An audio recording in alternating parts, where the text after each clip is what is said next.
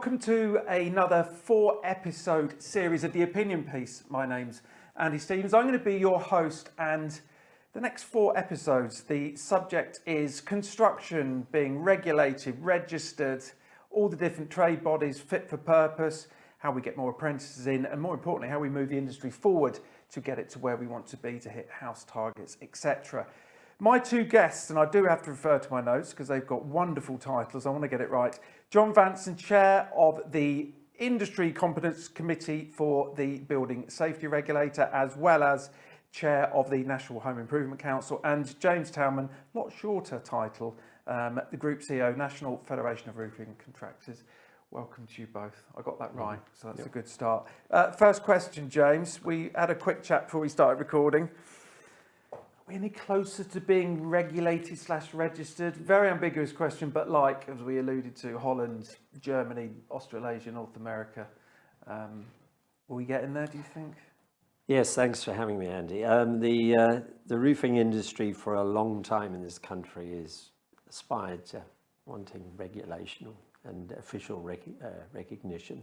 So in Germany, for example, I was with German colleagues recently, you have the Roofmeister qualification, and to become a roofer in Germany, you have to go through, number one, understanding how to run your own business, and you have to get the craft profession. And then eventually, if you become a Meister, you get the belt in your local community, and it's a very proud thing to have. We have, in the UK, we have a sort of similar setup with heritage roofers who are deemed to have that sort of master category, but sadly that recognition doesn't go broader. So I'd also say, from the point of view of, obviously, we've all been heavily involved with all the matters of competency in the more recent past, for obvious reasons associated with Grenfell. And there's this, oh yes, well, we should be getting towards this proper regulation of industry. And in our case, we've had to do a ton of work on competency frameworks. But is that going to lead to that official recognition? In other words, all the work that a roofer would do to get qualified deserves that recognition. So is it, it should be universal, surely, or you can't sort of pick and choose. So the other consideration to have is, it's going to cost a lot of money. So just from the point of view within construction, there are, I think, about 785,000 self-employed when I last looked, which is coming on between 35 and 40% of the industry. And, how are they going to pay those small micro businesses, individuals, to pay to become officially recognised through competency assessment? John, looking at the way building control went, obviously July the 6th, could anything be learnt from that to take into tradespeople, architects, etc., to get us more regulated or not? Well, as regards to building safety regulator, the regulated industry is the building control industry. That's the only one the regulator is going to oversee in that manner. But we need to remember there's other structures out there. We have competent person schemes. So there's about 170,000 businesses, predominantly SMEs, that actually register work through building control through a competent person scheme, which requires some competency framework. So there are things in play, but generally around building control, registration of works, certifying buildings.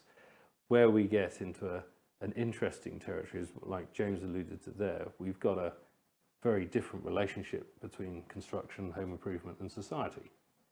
As in, it's fair to say that the building industry in Germany, Australia, all these places, is seen with much higher regard.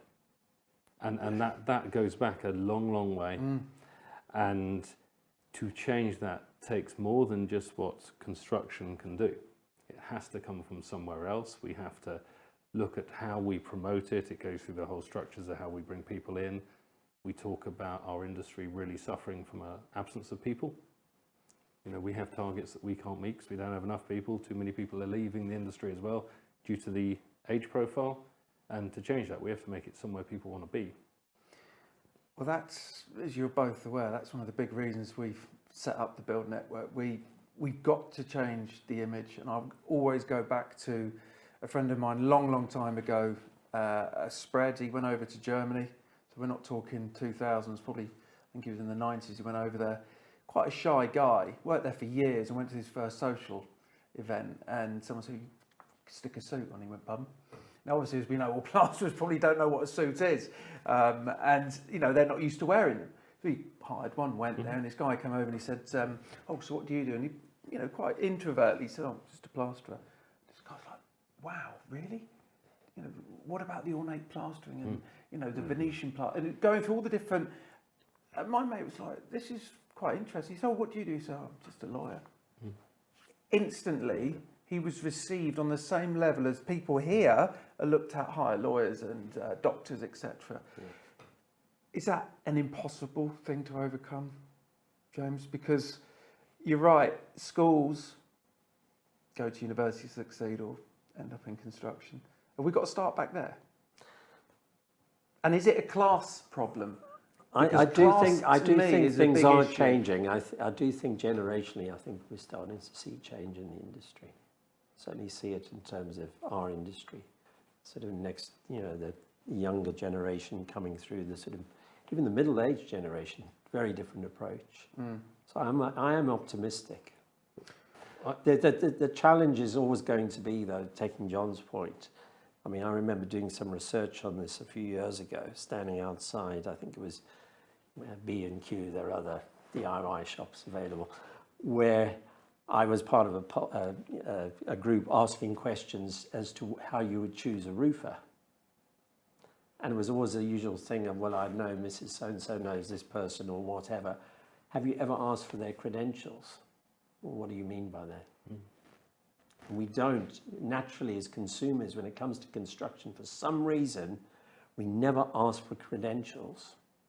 If we only could get the consumer to start to understand, to ask for that, we'd start to revolutionize things. But that's the key thing, it's the homeowner or the consumer as well as us lot as trades. And John, your thoughts on that? Because it's interesting you say that, James, because I've noticed a switch in the last couple of years, pretty much since COVID.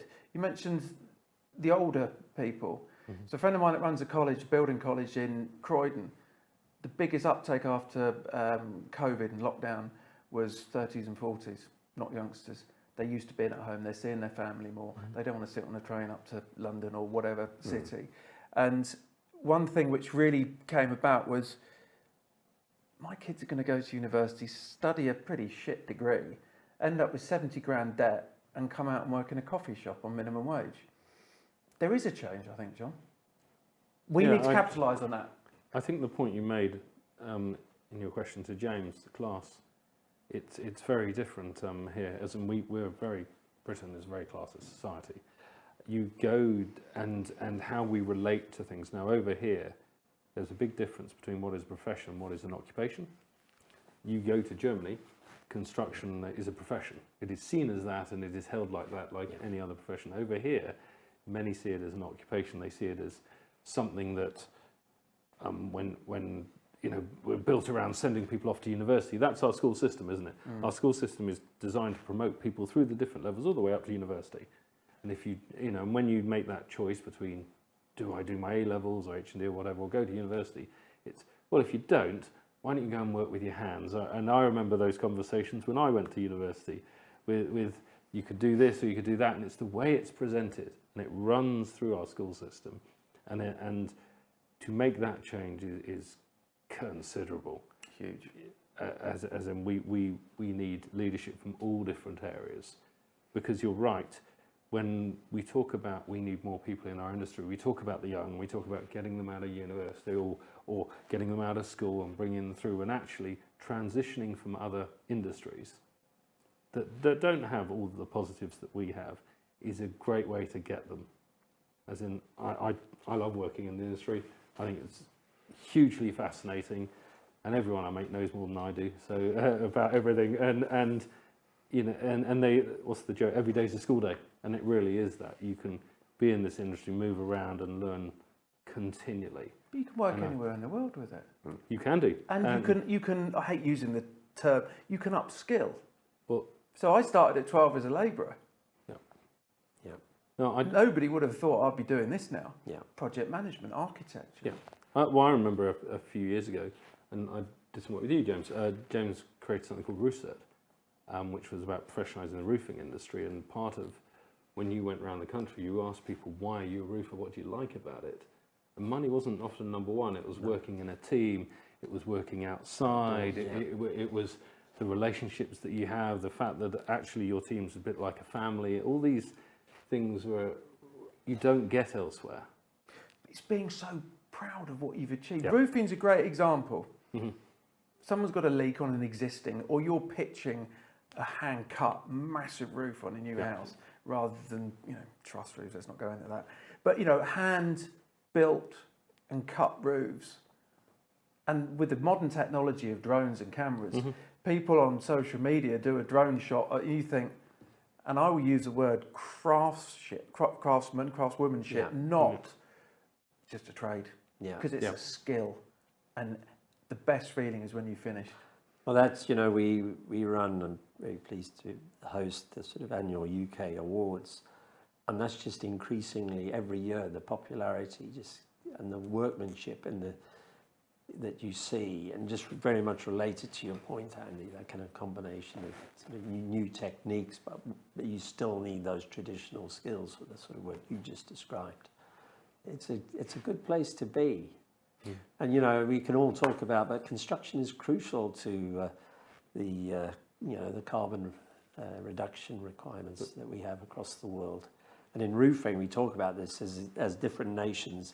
Don't talk about different standards. Talk collectively of what we can do to mitigate climate change with roofing. It's no longer just about waterproofing. It's about energy efficiency. It's about green roofs, blue roofs.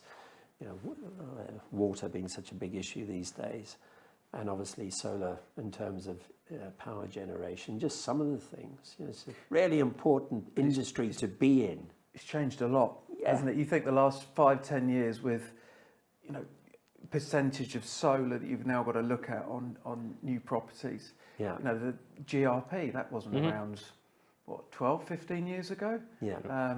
We were doing rubber roofs back then, and now GRPs are, everyone's got their own views on it, but I think GRP is a fantastic product.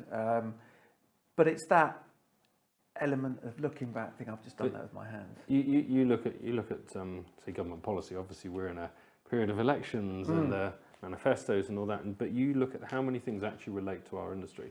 They talk about the economy and the size that we are in that. When they talk about net zero and climate change and all that we can do to make that sustainability.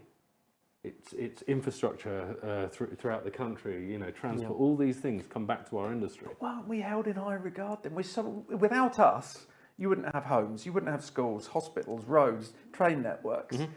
Yet, when you look at COVID, I'll send them back to work. There's 2,000 of us signing on a site with the same pen. Yep. Why?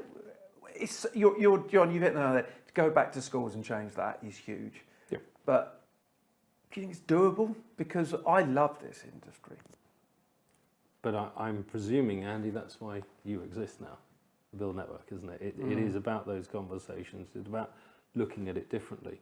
It's very easy in life to get locked into a certain way of thought, a certain belief. I believe that, I was told that 20 years ago, that's just how it is. And to shake it up and to look about how we do something different and how we change for the future. And the fact is, for Britain, UK to be successful, our construction or built environment industry is absolutely critical. And it's about us stepping up, isn't it? And saying, well, this is what we do, and this is why we're so important. And those who work elsewhere should consider a career in this industry. So this is one of the main reasons we've not done TV. Because youngsters don't watch TV. They sit on their phones or what they call tablets and flick. If we can capture youngsters watching their funny YouTube stuff, the cartoons and whatever else, they're flicking through and they're like, Mum, have you seen that thatched roof? Or Dad, look at that architect, he just designed that bridge. I want to do that. Because we need to inspire. We're not going to get people in by saying, look, Timmy, you're a bit thick. Let's celebrate those kids at school. And I will openly admit, my son's one of them, he's 10. He's not going to sit there doing exams. But by God, he's been coming to work with me since he was 3. He loves it and he's going to be good at it. Let's celebrate those people. We could talk about this all day, but let's bring this episode to an end, because in the next episode next week, we're going to look at the structure of the industry. We've been going through some various bodies and names. Is it clear as the mud we dig in footings? Do we need change? Same time next week, please join us again.